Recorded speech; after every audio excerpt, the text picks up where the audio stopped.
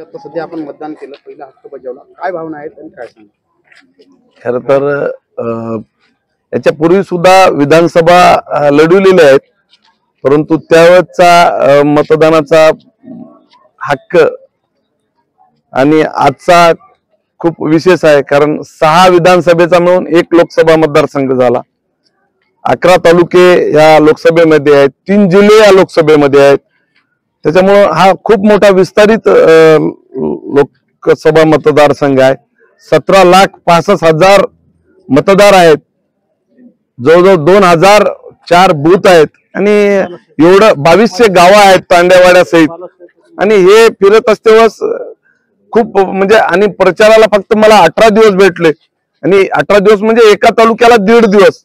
त्याच्यामुळे सगळ्याच ठिकाणी पोहोचू शकलो नाही. परंतु आमचे महायुतीचे प्रत्येक विधानसभेमध्ये 5 ठिकाणी रनिंग आमदार होते. त्याच्यामुळं मला फारसं जड गेलं नाही, कारण ती तिथली बाजू सांभाळून घ्यायचे. त्याच्यामुळे मला हातगाव आणि हिमायतनगर एवढाच विधानसभा माझ्याकडे होता.